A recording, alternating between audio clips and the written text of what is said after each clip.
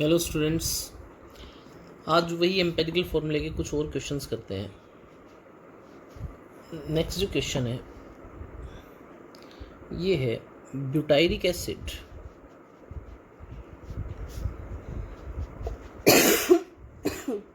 Contains carbon, hydrogen and oxygen a 4.24 milligram sample of butyric acid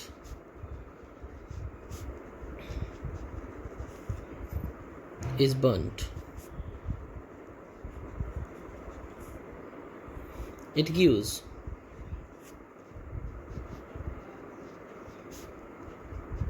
8.45 gram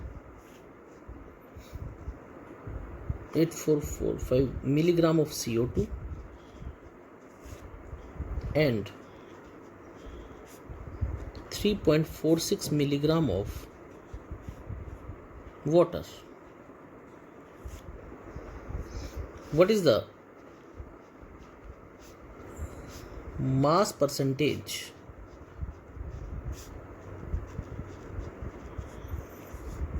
of each element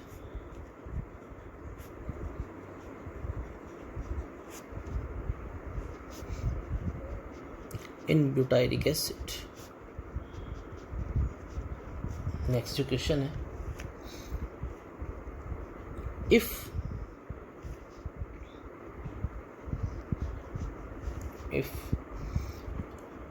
the composition is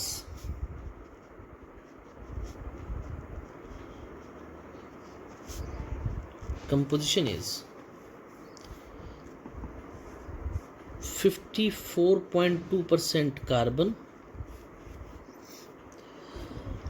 9.2% hydrogen and 36.6% oxygen, calculate empirical formula.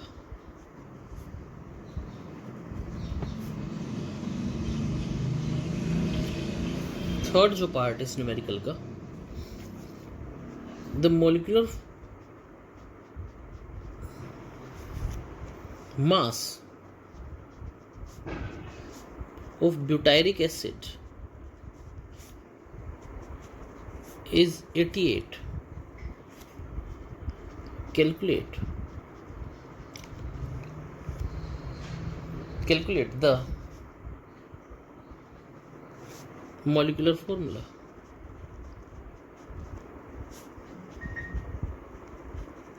ये एक question है और ये तीन concept बनाएगा आप लोगों के। देखो पहला क्या है, सबसे पहले तो ब्यूटाइरिक एसिड कार्बन, हाइड्रोजन और ऑक्सीजन है।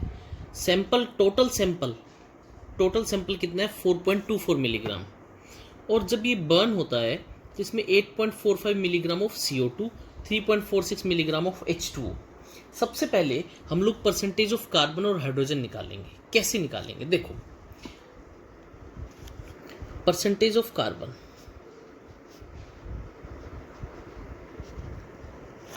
देखो कार्बन, हाइड्रोजन, ऑक्सीजन से पहला जो कंपाउंड बन रहा है वो बन रहा है CO2। CO2 में आप लोगों को पता है CO2 इज 44, ठीक है।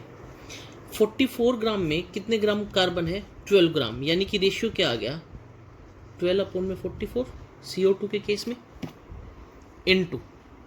अब कितना सैंपल बन रहा है उसका 8.45 मिलीग्राम अपॉन टोटल सैंपल कितने का है 4.24 मिलीग्राम का। बोलो ये बात समझ में आई या नहीं आई। कार्बन से जो कंपाउंड बन रहा है वो CO2 में कार्बन की परसेंटेज कितनी है, टोटल होता है CO2 44 और उसमें से 12 ग्राम क्या है कार्बन, तो 12/44 इंटू 100, क्या ये कार्बन की परसेंटेज आ गई या नहीं आ गई CO2 के अंदर, ठीक है। लेकिन जो CO2 का सैंपल इस क्वेश्चन के अंदर दे रखा है वो कह रहा है कि 8.45 मिलीग्राम बन रहा है ना। तो 8.45 मिलीग्राम है और टोटल सैंपल कितने का है 4.24। इट मीन्स इस CO2 के अंदर जैसे 12 कार्बन को रिप्रेजेंट कर रहा था, सैंपल यहाँ पे टोटल कितने का हो गया 4.24 को और 8.45 किसको रिप्रेजेंट कर रहा है? कार्बन की परसेंटेज को इनटू 100। जब इसको हम लोग सॉल्व करेंगे तो ये कुछ आएगा 54.35%। ठीक है। उसी तरह परसेंटेज ऑफ हाइड्रोजन, अब हाइड्रोजन कंटेनिंग जो परसेंटेज है उसमें कंपाउंड कौन सा बन रहा है? वाटर। वाटर H2O, यानी कि अगर वाटर पूरा 18 है तो उसमें हाइड्रोजन कितना है? 2 इनटू सैंपल कितना है? सैंपल के अंदर परसेंटेज कितनी है? 3.46 अपॉन टोटल सैंपल कितने का था? 4.24 इंटू 100। मेरे हिसाब से सबको समझ में आ रहा होगा। तो ये कितने परसेंटेज आ गया? 9.06%। परसेंटेज ऑफ कार्बन और हाइड्रोजन आ गया। अब कार्बन आ गया, हाइड्रोजन आ गया, और क्या दे रखा है? ऑक्सीजन। तो हम लोगों को पता है carbon plus hydrogen plus oxygen is equal to 100% total sample. Carbon कितना है? 54.35, हाइड्रोजन कितना है? 9.06, ऑक्सीजन को x मान लिया, अपॉन में इज इक्वल टू 100। तो x कितना आ गया? 36.59। ये किसकी आ गई? ऑक्सीजन। बोलो परसेंटेज समझ में आया नहीं आया? पहला पार्ट आ गया समझ में? Percentage of each element in butyric acid. Carbon की क्या परसेंटेज हो गई? Carbon is equal to 54.35%, hydrogen is equal to 9.06%, और ऑक्सीजन इज इक्वल टू 36.59%। ठीक है। उसके बाद नेक्स्ट है, आप लोगों को परसेंटेज दे रखी है, कंपोजिशन दे रखी है कार्बन, हाइड्रोजन और ऑक्सीजन की। कार्बन की परसेंटेज दे रखी है 54.2%, हाइड्रोजन दे रखा है 9.2, और ऑक्सीजन दे रखा है 36.6। ये लो अभी निकाल देते हैं एम्पिरिकल फॉर्मूला। सबसे पहले क्या लिखते थे? एलिमेंट, फिर परसेंटेज, फिर रिलेटिव नंबर ऑफ एटम्स, फिर रेशियो, और फिर होल नंबर रेशियो। लो जी, एलिमेंट क्या था? Carbon, hydrogen, oxygen. Percentage 54.2, 9.2, 36.6। 54.2 upon में 12। बोलो। उसके बाद 9.2 अपॉन क्या था? 1। ऑक्सीजन 36.6 अपॉन में 16। रेशियो यहाँ से जो करोगे वो कुछ ऐसा आएगा। ये आ गया 4.5, 9.2, ये आ गया 2.28। अब रेशियो कैसे निकालते थे? 4.5 अपॉन में 2.2, 9.2 अपॉन में 2.2, 2.28 अपॉन में 2.2। रेशियो आ गया 2:4:1। फॉर्मूला हो गया C2H4O1। ये हो गया एम्पिरिकल फॉर्मूला। ठीक है। अब तीसरा, आप लोगों को मॉलिक्यूलर मास दे रखा है, मॉलिक्यूलर फॉर्मूला पूछ रखा है। एन क्या होता है? मॉलिक्यूलर मास अपॉन एम्पेरिकल मास, एम्पेरिकल फॉर्मूला मास। ये कितना दे रखा है? शायद 88। और एम्पेरिकल फॉर्मूला मास, एक कार्बन 12, तो 2 24, 28, 44। एन कितना आ गया? 2। और हम लोगों को पता है molecular formula is equal to n into empirical formula. N कितना आ गया? 2। एम्पेरिकल फॉर्मूला कितना है? C2H4O1। ये कितना हो गया? C4H8O2। This is molecular formula. बहुत अच्छा न्यूमेरिकल था, बहुत अच्छा कंसेप्ट था, सबको समझ में आ गया होगा। ठीक है। नेक्स्ट टॉपिक शुरू करते हैं, और जो टॉपिक हम लोग पढ़ेंगे दैट इज कंसंट्रेशन मेथड्स।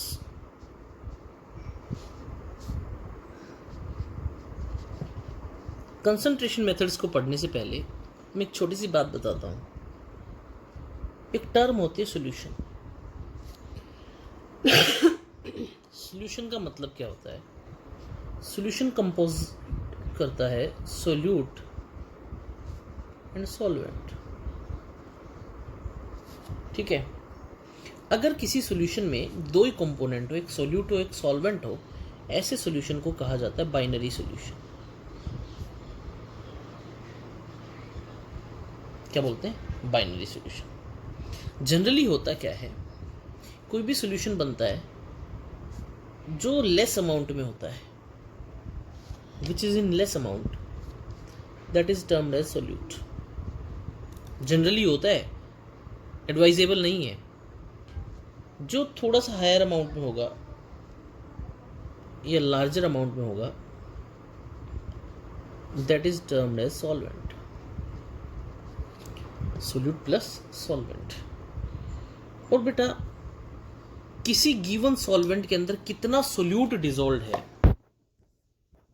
इसको हम लोग रिप्रेजेंट कर सकते हैं। That method is called as concentration method. जो पहला कंसंट्रेशन मेथड हम लोग पढ़ेंगे that is percent by mass. और it is called as mass percentage.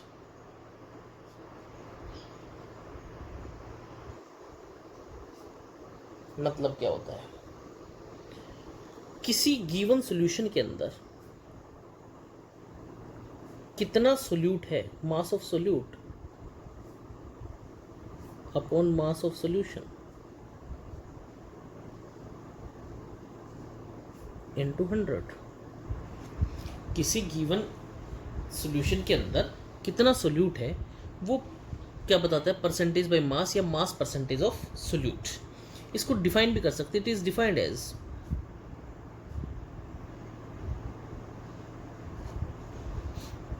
Amount of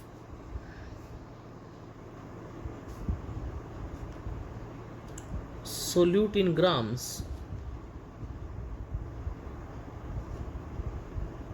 present in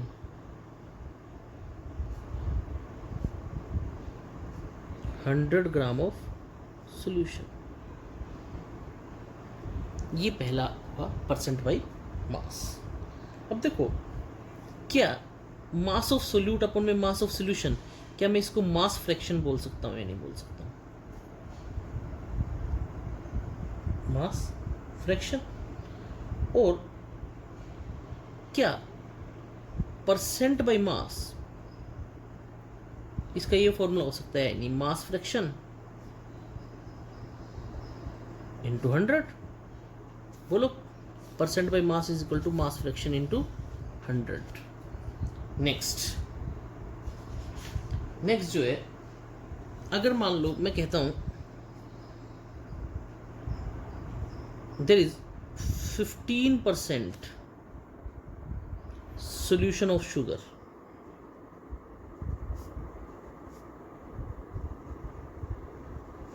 इसका मतलब क्या हुआ? इसका मतलब ये हुआ कि 15% of solution 15 gram of sugar is present in 100 gram of solution. Next, percent by volume.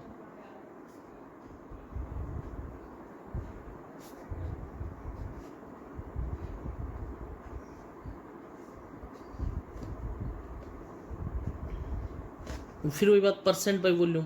It is defined as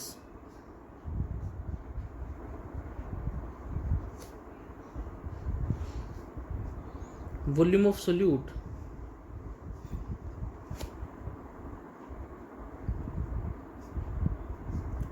in ml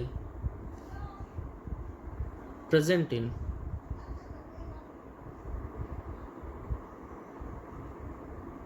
present in 100 ml of solution.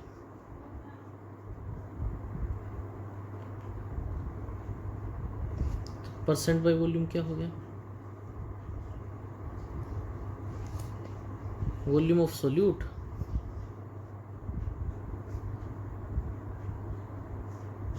Upon volume of solution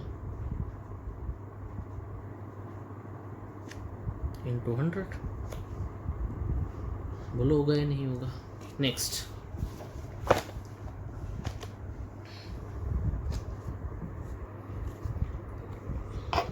percent mass by volume. Percent mass by volume, इसका मतलब कितना मास dissolve है given volume के अंदर. It is defined as, इनके ऊपर based numericals आते हैं. Nobody is going to ask you the basic definition of this. Numerical form में या मैथमेटिकल सेंस पता होनी चाहिए तुम लोगों को. It is defined as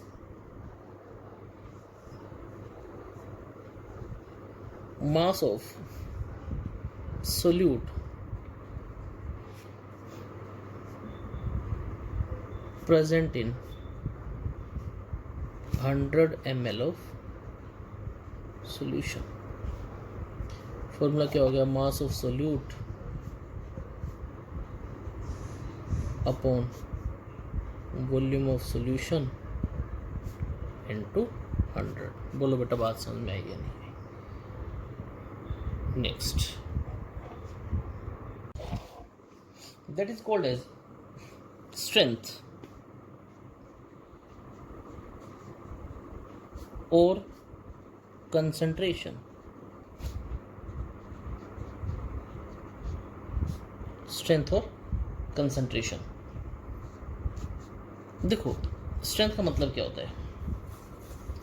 strength simply ये बताती है कि गिवन सॉल्यूशन के अंदर कितना सोल्यूट डिसॉल्व है. ठीक है, तो बेटा सबसे इंपॉर्टेंट बात, स्ट्रेंथ की जो यूनिट्स होंगी गिवन सोल्यूट के अंदर, सॉरी गिवन सॉल्यूशन के अंदर कितना सोल्यूट डिसॉल्व है, ग्राम पर लीटर. बोलो गया नहीं होगा? तो सिंपल लिखते हैं हम लोग. It is defined as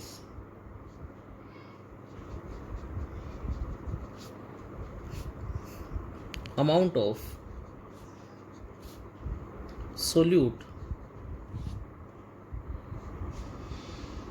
in grams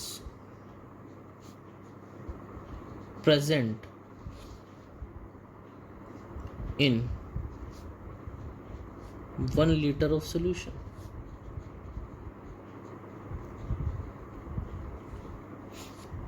concentration क्या हो गई? Mass of solute in grams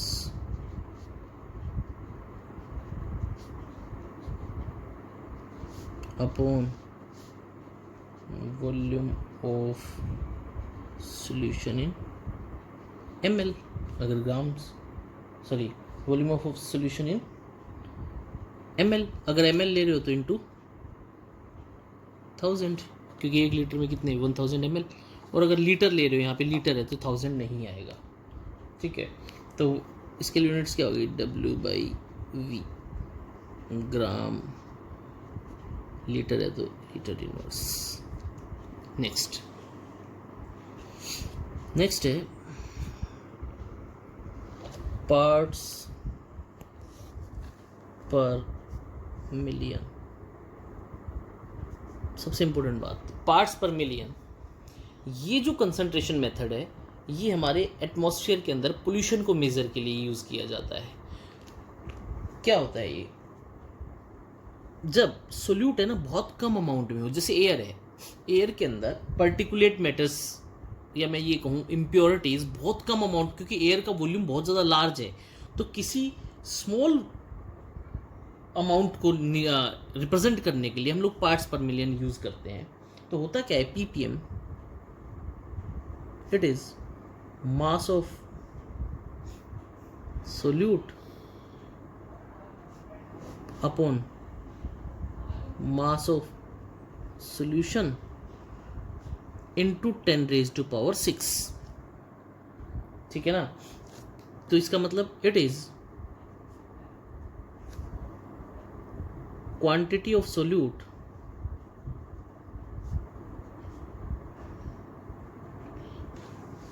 in grams present in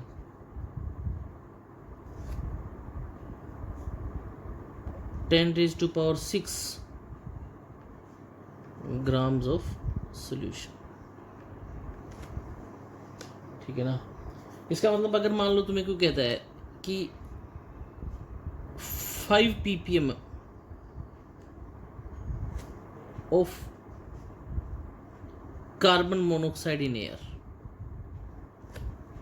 इसका मतलब बताऊं क्या होगा। 5 ml of carbon monoxide is present in 10⁶ ml of air। तो रिप्रेजेंट किसको कर रहा है, पार्ट्स पर मिलियन को। नेक्स्ट जो हम लोग पढ़ेंगे that is called as mole fraction.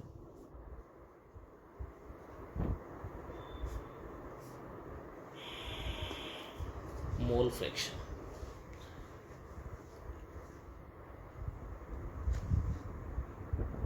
Next जो कंसंट्रेशन का मेथड है वो है मोल फ्रैक्शन। मोल फ्रैक्शन कहाँ एप्लीकेबल होता है, जब कोई भी सॉल्यूशन दो या दो से ज़्यादा कंपोनेंट से जुड़ करके बने। ठीक है, अगर मान लो मैं मोल फ्रैक्शन निकालना चाहता हूँ ए और बी, मोल फ्रैक्शन यहाँ पे ये सिग्निफाई करेगा कि अगर एक सॉल्यूशन बन रहा है ए और बी का, तो इसमें इसकी कितनी कंसंट्रेशन है, इसकी कंसंट्रेशन कितनी है, और कंसंट्रेशन को रिप्रेजेंट कर रहे हैं हम लोग मोल से, तो हो गया मोल फ्रैक्शन। यानी कि फ्रैक्शन का मतलब होता है हिस्सा। इसका मतलब किसी सॉल्यूशन के अंदर दो कंपोनेंट है ए और बी, इनको रिप्रेजेंट करें हम लोग मोल्स में, और मोल्स के हिसाब से इनके हिस्से बताएं, that is called as mole fraction. तो this method is used when solution is constituted by mixing two or more components।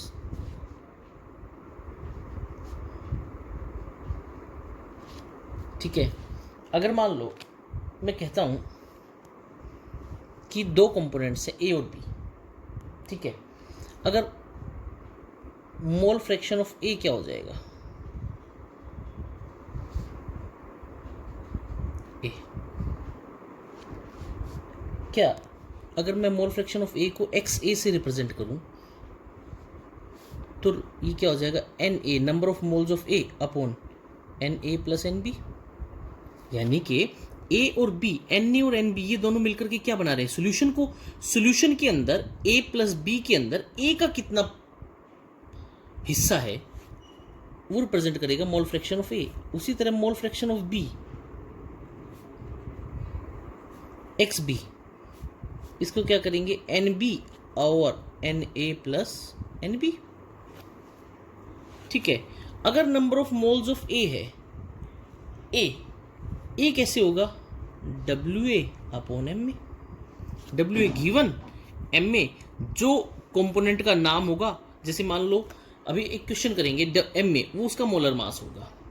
उसी तरह एन बी वो क्या होगा, W B upon M B.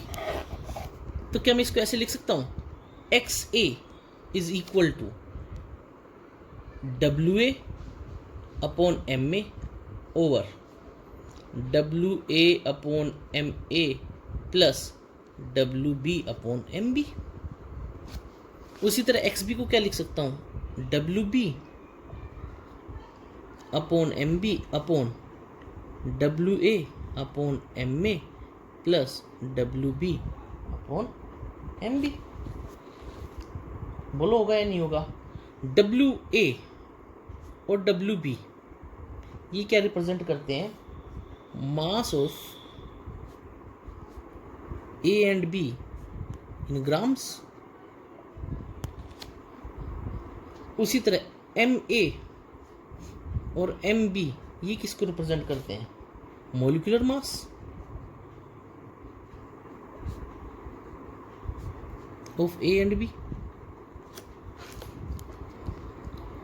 N A और एन बी रिप्रेजेंट करते हैं moles of A and B, और x A और एक्स बी ये किसको रिप्रेजेंट करते हैं, mole fraction of A and B. बोलो बेटा बात समझ में आई या नहीं। अगर मान लो if components are 3, it means A, B and C, तो A की मोल फ्रैक्शन क्या हो जाएगी, XA।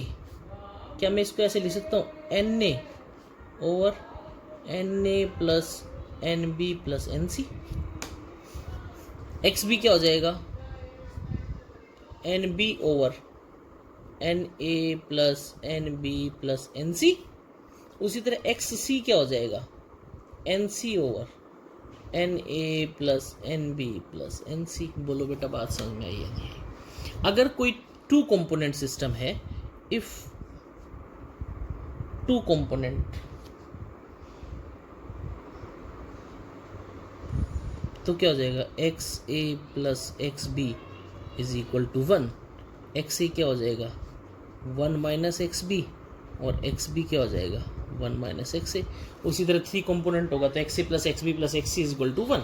तो इसका मतलब एक की मोल फ्रैक्शन निकालने तो दूसरी की निकल जाएगी।